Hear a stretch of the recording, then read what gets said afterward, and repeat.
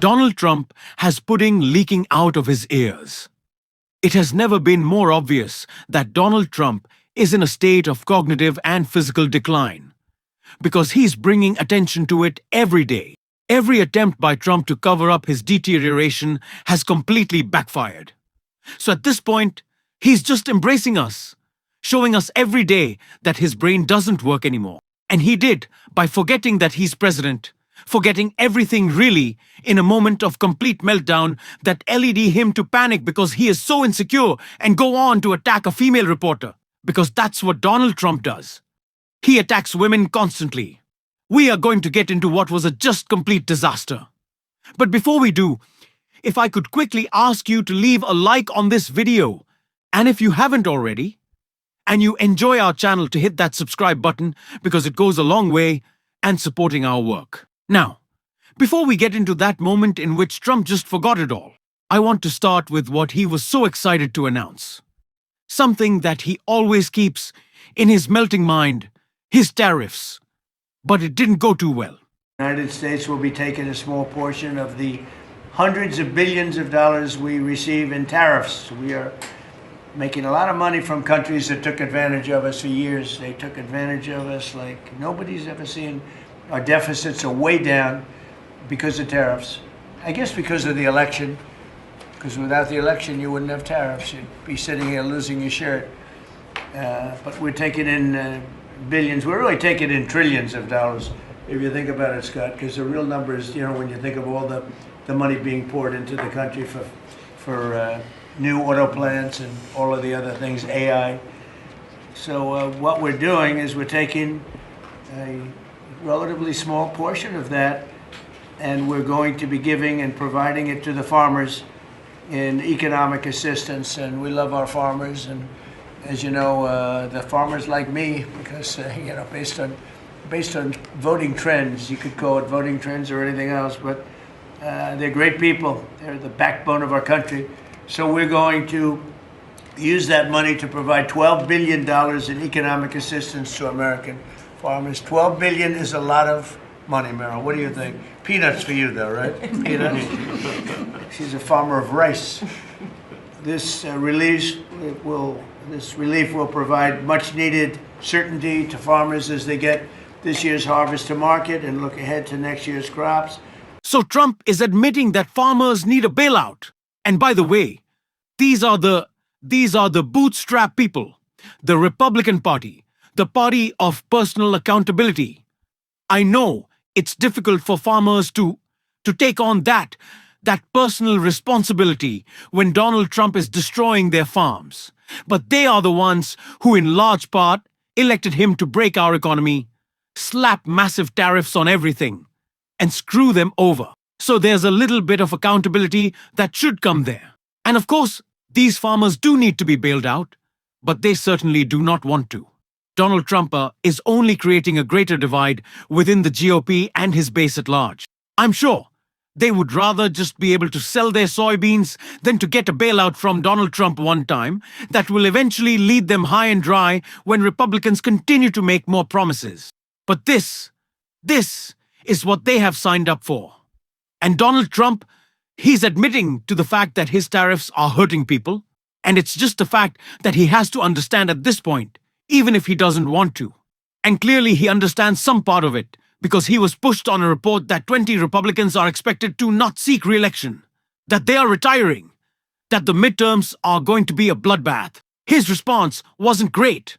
Retire or not run again. Do you And have any Democrats concerns also. about the And Democrats Right. also. Do you have Well, any? why don't you mention them? How many Democrats are going to retire? Do you, How many Well, Democrats? that's what I was going to ask No, you. but Do you why don't have you tell me any the number of concerns? Democrats too? You Well, tell me are about. you concerned about the narrow margins? And No, I'm not concerned. I think we're going to do well. Is among them, and We will have the Nassau greatest County economy. Bruce Blakeman, who you know as well, is considering running for We're going to governor. have the greatest economy in history. How many Democrats are retiring? How come you only know the Republicans but not the Because I Democrats? came prepared to ask you a question about. No, you're unprepared. Why do we not know the Democrats who are planning to retire? Maybe because they haven't made up their mind yet. If I'm a Democrat and I'm thinking this might be a tough race, or I don't even know. Like, if I'm a Democrat, I'm waiting until, Maybe Hakeem Jeffries becomes the speaker. There are a million things that could happen between now and the midterm. So, of course, you don't know how many Democrats are retiring. I wouldn't want to be a Democrat retiring right now. This is the best time to be a Democrat. Our party is being more unified every single day. Well, Donald Trump, well, he falls apart both politically and mentally. Just take a look at these clips. One from last week, one from today. Midas touch cut them together, showing Donald Trump completely forgetting what he had to say about Pete Hegseth. Full video of that strike on September 2nd off the coast of Venezuela. Secretary Hegseth now says... You said that. I didn't say that. This is ABC fake news. Mr. President, you released video of that first boat strike on September 2nd, but not the second video. Will you release video of that strike so that the American people can see for themselves what happened? I don't know what they have, but whatever they have, we'd certainly release. No problem.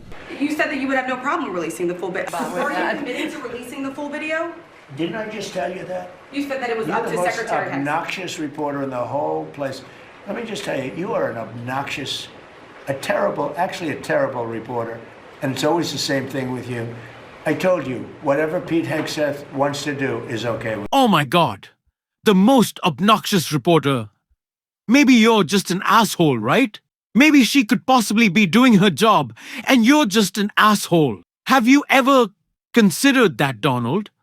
I know you haven't, but I think that's more likely the reason. But he completely forgot you're the president. You're the only person who can say that. That would happen. That video would be released. I guess Pete Hegseth could. But he never would. And so, did you just forget? Did you not realize? It's funny that Trump sees this, and his anger towards the media constantly is like, well, I told a lie. And you repeating that lie that I was gonna release this video is your fault. Because you should have known that I was lying. And then, so you shouldn't have reported it. That's what he's saying. When I tell a lie, and you report it as if I'm going to do it. When I make a promise, and you report that promise, and I know I'm going to break that promise, it's your fault. Because of course, I was going to break that promise. Donald Trump just wants the media to always believe that he's going to screw up and fuck up, and he's going to. So maybe we should. But this is just the continuation of what we already know. Donald Trump's assault on the press, his attempts to make us believe that they are in fact the enemy of the state when it is Donald Trump and Pete Hegseth carrying out these illegal acts. Pete Hegseth deciding that reporters could only ask questions that he approved, that they had to have a babysitter walk them around. And why did Pete Hegseth do that? It's important to keep in mind it was more so than just that Donald Trump and Pete Hegseth like to attack the press. They're not worried about what's real and what's not, what's true and what's false. They're worried about the perception, the public, right? That's why the media, the mainstream media, the right-wing mainstream media creates this kind of propaganda bubble for MAGA to exist in. Donald Trump wants an environment in which he can just lie. So Pete Hegseth was trying to create this lie that whenever you heard leaks out of the Pentagon, leaks. Pete Hegseth leaks war plans. Pete Hegseth leaking, that he wanted you to conflate that, to believe that it was the media, that the media was leaking out information that was putting our service members in harm's way.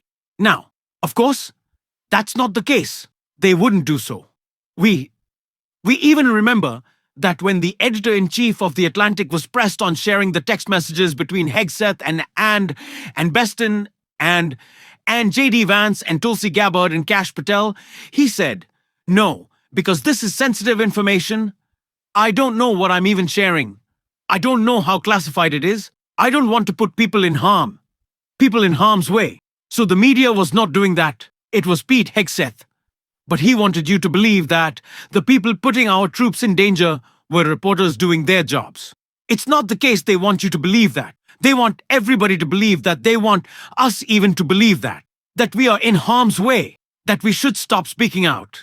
I can promise you, I'm not going to do that. And I know who else isn't. Someone who I'm actually in a couple hours going to see. And I'm very excited about. That is Senator Mark Kelly. You should listen to everything he had to say. Silenced? Well, they're clearly in violation of my First Amendment rights. I said something, that was lawful. It was pretty simple. It was a message that I felt members of the military at this time, when you consider who this president is and who the Secretary of Defense is, they needed to hear, this pretty basic message. And there wasn't anything wrong with it. I didn't expect this response from the president. But he's trying to silence me, but he's not silencing me. I'm still speaking out. I still am going to do my job every single day, regardless of whether this president wants to kill me, hang me, execute me, or shut me up. I'm not going to shut up.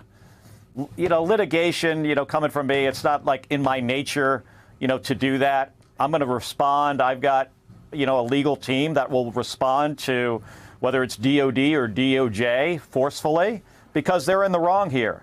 And I think people know it. And it's kind of a ridiculous proposition that because of something I said, they want to either kill me or now prosecute me under the Uniform Code of Military Justice. It's ridiculous. And I want to get back to the strike again quickly. It seemed last week, on the heels of this Washington Post double tap report, that there was a groundswell, an uprising from Republicans who were just as angry as Democrats over what they had read. That seems to have died down a little in the wake of the briefing of Republican leadership officials who spoke with Admiral Bradley, who came out of that briefing and had positive things to say about his decision-making process. When you have spoken with your Republican colleagues, what sense are you getting from them? Does it align with what they're publicly saying at this point? Well, maybe you're hearing from different folks publicly than the individuals that I've spoken to. I've spoken to Republican colleagues that still have serious concern. That is what courage looks like. And that is what everyone in our government should be modeling. We have been so fortunate that Mark Kelly has not only been so unafraid in standing up to Donald Trump and Pete Hegseth, but making it clear that it is. And I don't want to take away from what Mark Kelly has done, but he's made it obvious it's not that hard, right? It's the right thing to do, which usually is, but it's not difficult. Mark Kelly is staring down the threats and the attacks and then the bullshit. And he's saying business leaders, institutions, media figures, it's not that difficult. Do your job. Stand up to Trump. Have a backbone. Have a spine. That is what we need. I'm glad that we are seeing that from Mark Kelly. I am excited to talk to him tonight. And if you want to support the work that we're doing on the show to stand up to Trump, if you want to see that conversation soon, as always, you can hit that subscribe button, leave a like on this video. If you stuck around to the end, drop a blue heart in the comments. Also, if you want to support the show in another way, you can watch my newly released interview with Gavin Newsom, gonna be linked below and right here. It's a great video. I hope you check it out. Keep on fighting, y'all. Don't let them silence you. And until next time, I'll see you soon.